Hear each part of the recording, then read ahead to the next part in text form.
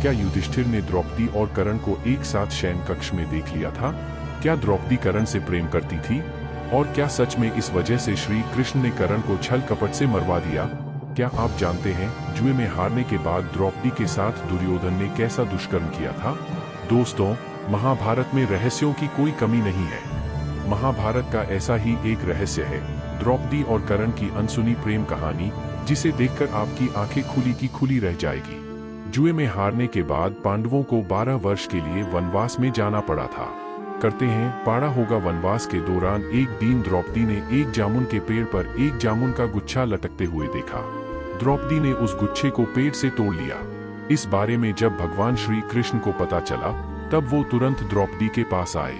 उन्होंने द्रौपदी से कहा, इस फल को खाकर एक साधु अपना 12 वर्ष का उपवास तोड़ने वाले थे। अगर उस साधु को इसका पता चलेगा तो वो पांडवों को भयानक श्राप दे देंगे। यह सुनकर पांडव बहुत भयभीत हो गए। उन्होंने श्री कृष्ण से सहायता मांगी। तब भगवान श्री कृष्ण ने पांडवों से कहा, पांडवों को पेड़ के नीचे आकर अपने सारे राज बताने होंगे। तब वो फल धीरे धीरे ऊपर की ओर जाकर पेड़ में फिर से लग जाएगा और ऐसे ही पांडव उस साधु के श्राप से बच जाएंगे। भगवान श्री कृष्ण की बात सुनकर सबसे पहले युधिष्ठिर पेड़ के नीचे आए और उन्होंने कहा, पांडवों के साथ जो भी हुआ है उसके लिए द्रौपदी जिम्मेदार है। युधिष्ठिर के ये कहते ही जामुन का गुच्छा 2 फीट ऊपर उठ गया। इसके बाद भीम ने पेड़ के नीचे आकर कहा कि वो धृतराष्ट्र के सारे पुत्र को मार डालेंगे। ये कहते ही जामुन का गुच्छा और ऊपर आ गया। अब अर्जुन की बारी आई। अर्जुन ने कहा, जब तक वह कर्ण का वध नहीं करेंगे, जब तक उनका उद्देश्य पूर्ण नहीं होगा। कर्ण को मारने के लिए अगर छल भी करना पड़ेगा, तब भी वो पीछे नहीं हटेंगे। जब अर्जुन ने ये कहा, तब वह फल और ऊपर उठ गया। इसके बाद नकुल और सहदेव ने भी अपना राज बता दिया।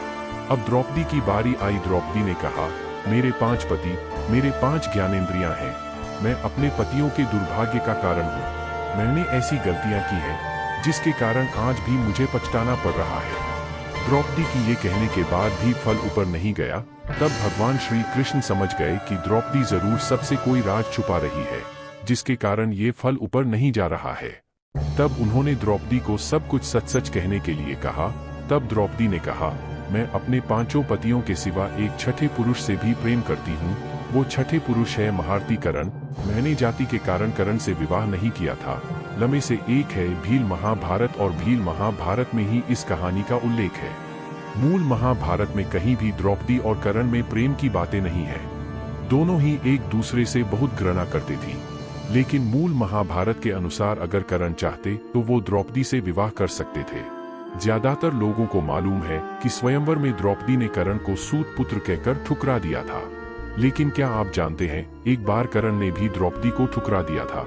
द्रौपदी महाभारत काल की सबसे सुंदर स्त्री थी, जिसे सब पाना चाहते थे। लेकिन कर्ण ने द्रौपदी को भी ठुकरा दिया था, क्योंकि उन्होंने पहले ही सूत कुल की स्त्री से विवाह कर लिया था और वो अपने पत्नी से बहुत प्रेम करते थे। दोस्तों, आपको क्या लगता है, क्या सच में द्रौपदी और कर्ण के बीच कोई प्रेम संबंध था? कमेंट करके जरूर बताएं।